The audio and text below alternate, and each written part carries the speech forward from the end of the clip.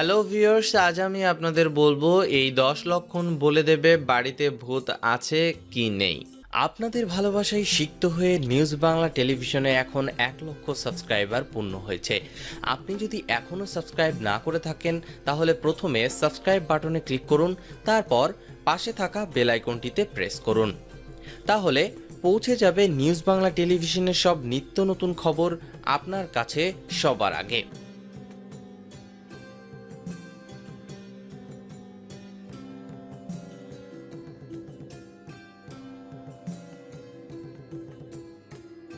প্রথমটি হলো, যে বাড়িতে ভূত আছে সেখানে অনেক সময় দেখা যায় বন্ধ ইলেকট্রিক সুইচ হঠাৎ করে জ্বলে উঠল, বাল্ব হঠাৎ করে জ্বলে উঠল। দ্বিতীয়টি হলো, এই ধরনের বাড়ির কোনো ঘর বা চিলে কোঠা থেকে নানা ধরনের আওয়াজ, শব্দ, যেমন ধস্তাধস্তির আওয়াজ, কাচের বাসনপত্র মেঝেতে পড়ে ভেঙে গেলে যেমন শব্দের সৃষ্টি হয় তেমন শব্দ, দরজা বন্ধ বা খোলার আওয়াজ, কারো হেঁটে যাওয়ার আওয়াজ, হাসির আওয়াজ, এই রকম নানা রকম শব্দ শোনা যায়।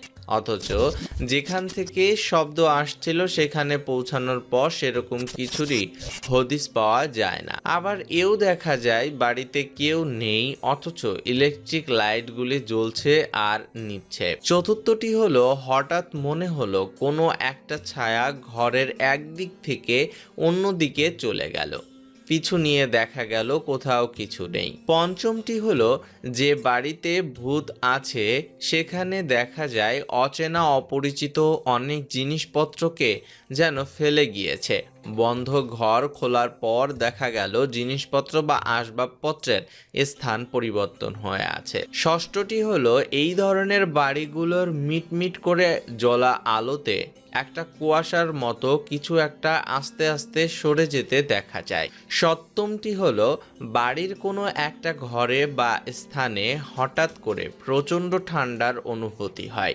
অষ্টমটি হলো, বাড়িতে পোষা জীবজন্তু যেমন কুকুর, বিড়াল থাকলে হঠাৎ করে তারা অস্বাভাবিক আচরণ করতে থাকে। গভীর রাত্রে বা দুপুরে কোনো কারণ ছাড়া কুকুর বা বিড়াল ডাকতেই থাকে। নবমটি হলো, বাড়ির দেওয়ালে নানাভাবে বিশ্রী রকম আঁচড়ের দাগ বা কাঠের আলমারি বা কাঠের কোনো আসবাবপত্রে খোদাই করা কোনো বিকৃত ছবি। এবং সর্বশেষ অর্থাৎ দশম যে বিষয়টি সেটি হলো, এই সব বাড়িতে অনেক সময় দেখা যায় পোষা কুকুর, বেড়াল বা টিয়া পাখিকে রাত্রিবেলা ঘেরা জায়গায় কেউ বা কারা মেরে ফেলেছে। উপরের 10টি লক্ষণ ছাড়া আরও অনেক লক্ষণ আছে ভূত আছে কিনা বোঝার জন্য। যারা ভূত ধরায় অভিজ্ঞ তারা সহজেই এগুলো বুঝতে পারেন। ভিউয়ার্স, এই ছিল আমাদের আজকের ভিডিও। আশা করি ভিডিওটি আপনাদের ভালো লেগেছে। আর ভিডিওটি ভালো লাগলে অবশ্যই ভিডিওটিতে একটি লাইক করবেন, কমেন্টে আপনার মতামত জানাবেন এবং ফেসবুকে আপনার বন্ধুদের সাথে শেয়ার করবেন। ধন্যবাদ।